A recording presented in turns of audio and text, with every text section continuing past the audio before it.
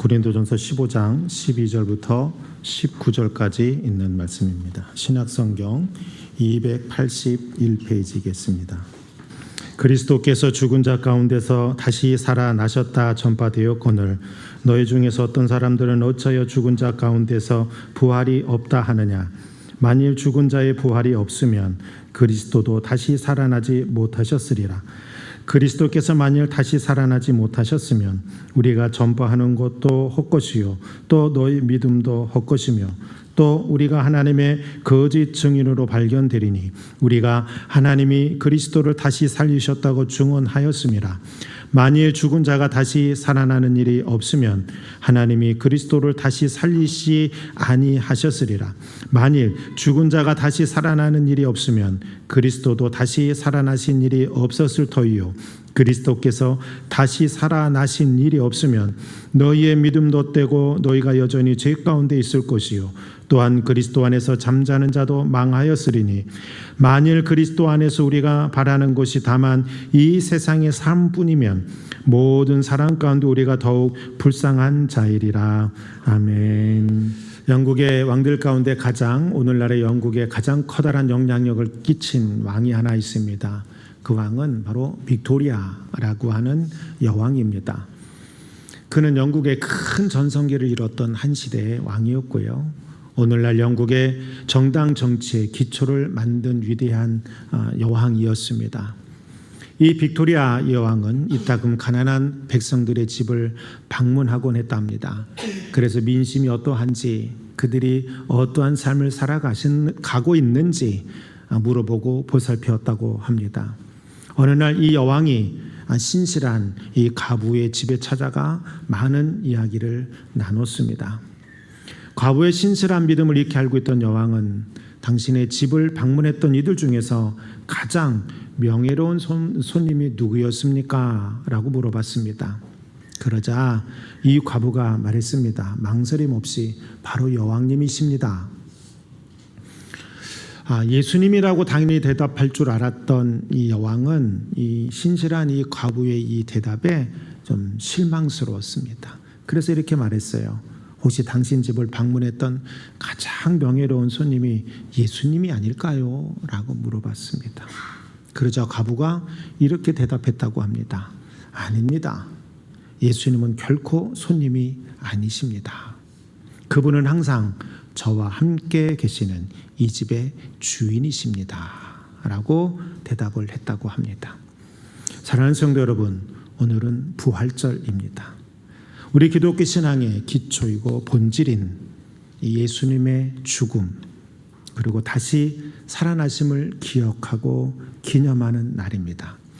이 날은 단순한 기념일이 아니라 우리 신앙의 본질을 들여다보고 우리의 신앙을 다시금 회복하는 날입니다.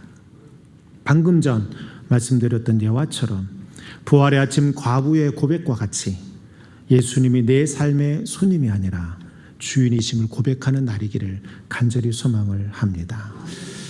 자, 그러면 오늘 부활신앙이라고 하는 것이 무엇인가?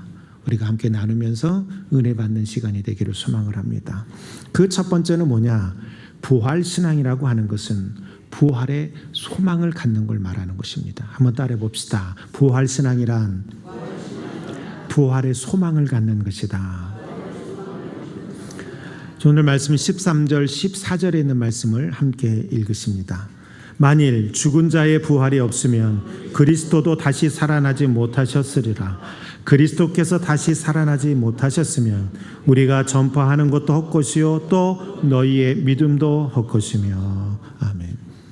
이 말씀에서 우리가 관심 있게 봐야 할 부분이 있습니다. 그것은 맨 앞에 있는 내용입니다. 만일 죽은 자의 부활이 없으면 이라고 하는 말씀입니다. 이 말씀은 두 가지의 매우 중요한 의미를 포함하고 있습니다. 그 첫 번째는 뭐냐? 기독교 신앙에 있어서 예수 그리스도의 부활을 제거해버리면 아무것도 아니라는 거예요. 기독교 신앙에서 부활을 제거시켜버리면 남아있는 것이 아무것도 없는 빈 껍데기라는 것입니다. 예수의 부활이 없었으면 그래서 우리의 믿음도 헛것이죠. 빈 깡통에 지나지 않는다는 의미를 갖고 있는 거예요. 그 부활은 우리의 신앙에 있어서 매우 중요하다는 거죠. 두 번째 그 의미가 갖고 있는 뜻은 뭐냐면 예수님의 부활과 우리 인간들의 부활이 매우 밀접하게 연관되어져 있다는 거예요. 고린도 지역의 사람들은 헬라 철학 사상에 깊숙이 빠져 있었습니다.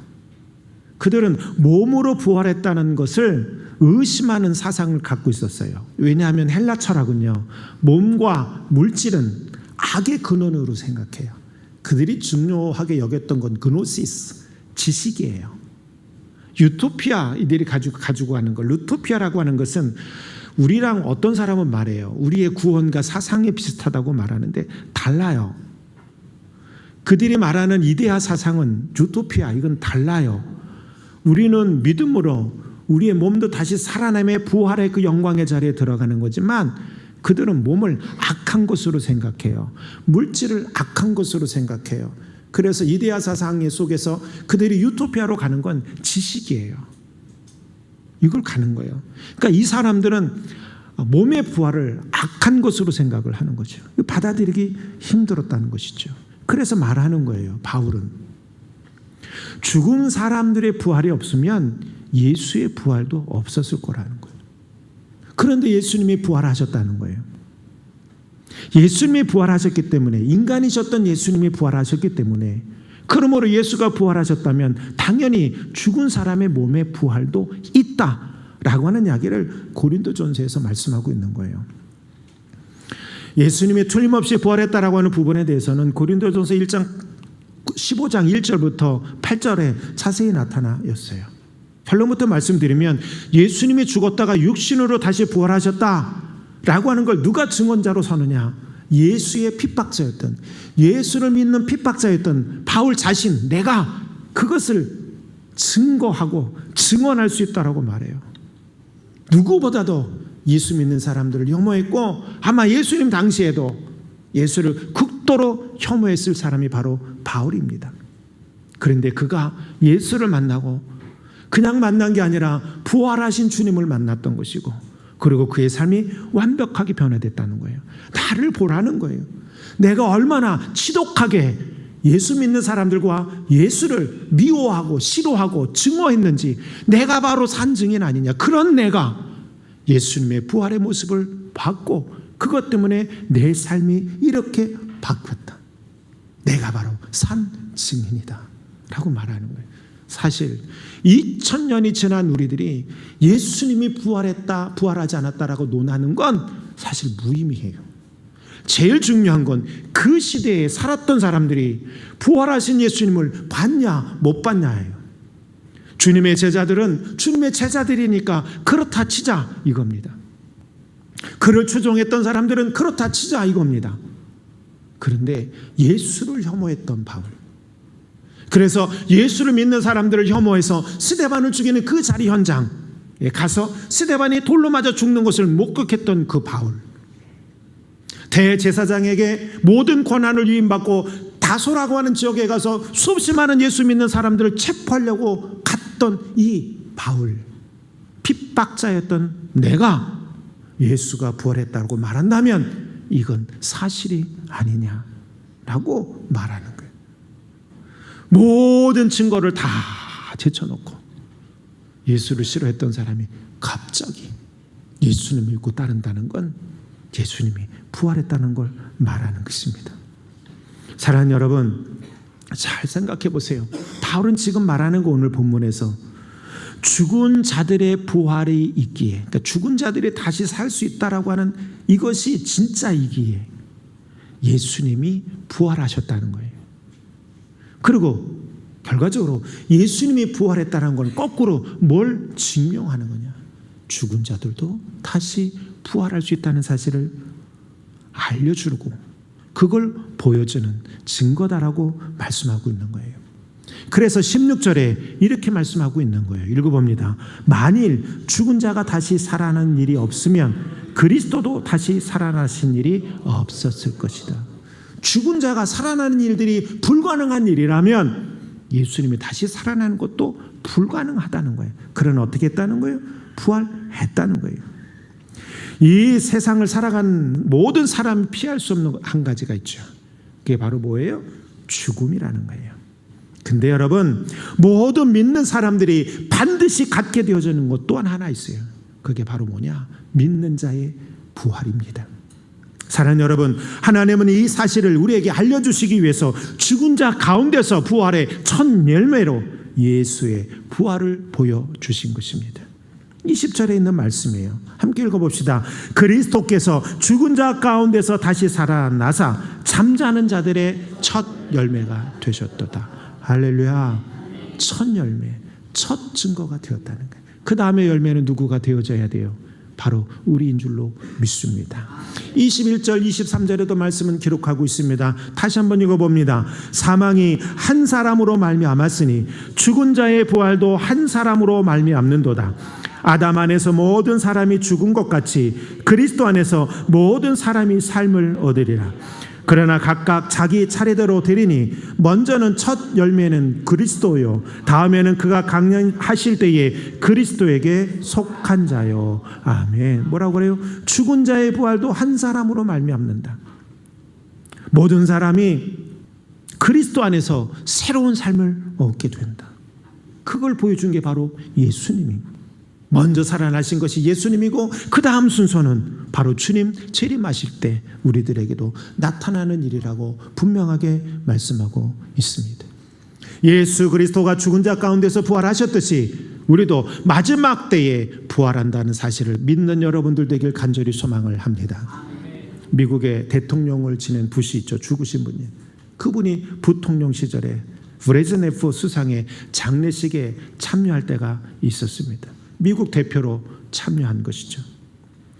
장례식은 공산당의 관례대로 진행되고 있었어요. 그 당시 브레즈네프는 공산당 시절이었으니까 모든 것은 죽음을 상징하는 검정색, 그리고 공산당을 상징하는 붉은색으로 덮여 있었습니다. 장례식 마지막 부분에 고인에게 경의를 표하는 시간이 있었습니다. 그런데 그때 바로 그 공산주의의 맹주국이라고 하는 고는 상상할 수 없는 놀라운 일이 일어나게 됩니다. 바로 그 브레즈네프 수상의 부인이에요. 부인이 앞에 나와서 품에 간직했던 백합 한 송이를 죽은 자기 남편 관이에 올려놓는 거예요. 이게 왜 엄청난 일이냐면 그리스도 종교에서는 이 백합이 주님의 부활을 상징하는 곳이에요. 그리고 미망이는 남편의 시신 앞에 무릎을 꿇고 기도했습니다. 성호를 구우며 순간 정적이 흘렀죠. 잠시 후 브레즈네프 부인도 기도를 마친 후 일어나서 많은 사람들 앞에 다시 성호를 긋습니다. 그러자 여기에 참여했던 모든 공산당 기관원들이 미망인과 똑같이 성호를 걷던 겁니다. 이게 왜 놀라운 일이냐? 종교는 아편이라고 생각했다. 공산주의의 원형인 바로 그 나라, 부활은 없다라고 믿는 바로 그 나라, 종교는 모든 민중에게 아편이라고 말하는, 모든 인민에게 아편으로서 역할밖에 못한다고 종교를 극심하게 거절하는 이들이 한 사람의 죽음 앞에 부활을 꿈꾸며 기도하는 장면을 보였고, 거기에 반응하는 공산당원들의 그 모습을 본 거예요. 부시 대통령이 나중에 이런 얘기를 했어요. 이 얼어붙은 소련 땅에서 기독교 신앙이 나는 완전히 죽었다고 생각했다는 거예요. 그런데 이 순간 기독교는 아편이라고 말했던 저들 깊은 내면에 부활의 신앙이 자리 잡고 있다는 사실을 목격했습니다 라고 하는 기록을 남겨놨습니다. 사랑하는 여러분, 유물론에 사로잡혀 있던 공산당 간부들, 겉으로는 기독교는 아편이라고 말하면서도 그렇게 핍박했던 저들도 깊은 내면에는 예수님의 부활을 믿었던 겁니다. 마지막 때 죽은 자도 부활한다라고 하는 이 부활의 사상, 이 부활의 신앙, 이 부활의 소망을 갖고 있었다는 사실을 말해주는 사건인 겁니다. 사랑하는 성도 여러분, 부활의 신앙을 여러분들도 갖기를 간절히 소망합니다. 예수가 죽었다가 다시 살아나심으로 우리도 또한 부활할 수 있는 존재가 되었다라고 하는 이 사실을 믿는 여러분들이 되길 간절히 축복합니다. 예수님은 말씀하십니다. 나는 부활이요 생명이니 나를 믿는 자는 죽어도 살겠고 무릇 살아서 나를 믿는 자는 영원히 죽지 아니하리라. 할렐루야. 주님께서 말씀하신 부활이 그러나 어떤 이들에게는 신앙적 이념 정도로만 이해되어지는 경우도 있어요. 이 사람들은 부활의 확실성, 절대성을 신앙 고백으로 받아들이지 못하는 거죠. 그냥 생각 정도인 것이죠. 또 어떤 경우는 부활의 소망이 단순한 꿈이나 소망, 희망 정도로만 생각하는 경우도 있습니다. 예수님이 말씀하신 부활이 지금 나의 현실과는 연결되어지지 않는 것이라 생각하고 이런 것들은 막연히 먼 미래적인 것이라고 생각하는 사람들입니다. 이렇게 말하는 사람은 죽음을 앞두고 있거나 이미 죽은 사람들에게만 필요한 신앙적 신념 정도로만 생각하는 자들인 것입니다.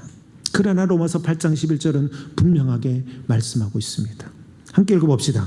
예수를 죽은 자 가운데서 살리신 이의 영이 너희 안에 거하시면 그리스도 예수를 죽은 자 가운데서 살리신 이가 너희 안에 거하시는 그 영으로 말미암아 너희 죽을 몸도 살리시리라. 아멘.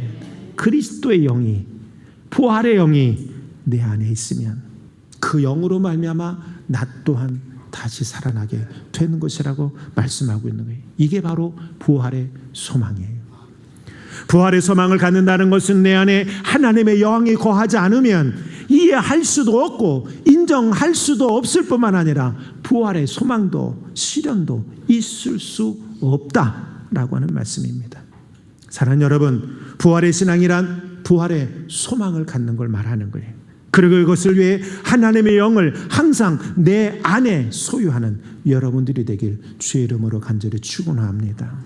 두 번째는 뭐냐면 부활의 신앙은요, 인격의 변화, 삶의 변화를 이루어내는 걸 말하는 거예요. 따라해 봅시다. 부활의 신앙은 인격의 변화와 삶의 변화를 이루어내는 것이다. 네, 17절에 있는 말씀입니다. 함께 읽어봅시다.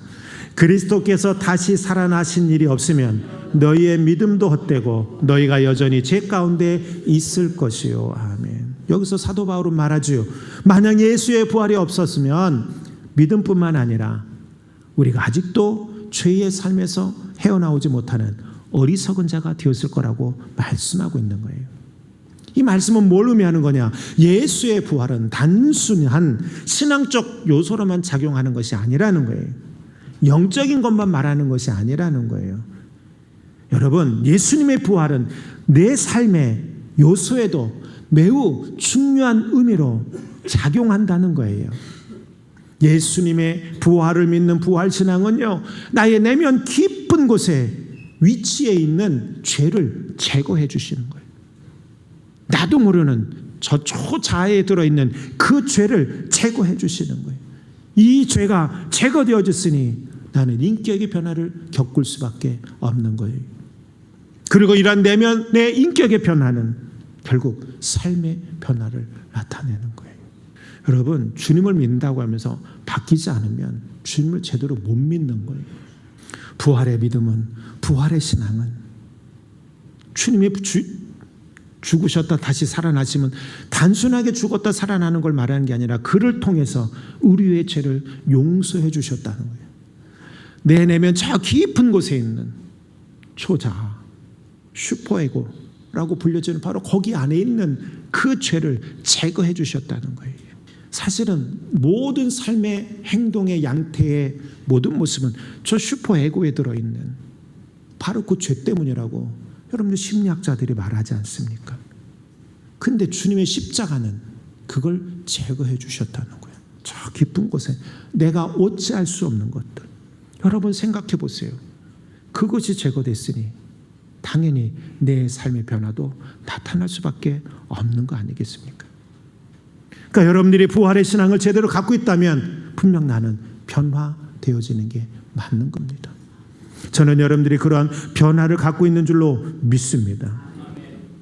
부활을 믿고 부활의 소망을 갖고 산다는 것은 내 삶 속에도 예수 그리스도가 부활했다라고 하는 것을 인정하는 것입니다. 부활신앙을 갖고 있는 성도는 복음을 입으로만 증거하는 것이 아니라 내 삶 전체, 내 삶의 행동 반경을 통해 증거하는 것입니다. 여러분들의 삶을 통해서 증거하는 것입니다.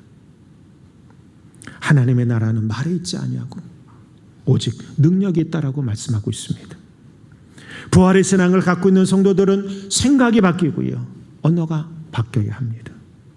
삶의 스타일이 바뀌어야 하고 세상을 보는 관점도 바뀌어야만 하는 겁니다. 진정한 부활의 신앙의 소유자는 내면의 인격의 모습이 변화되어졌어요. 그래서 삶의 변화가 있다라고 하는 사실을 여러분들이 잊지 않기를 간절히 소망을 합니다.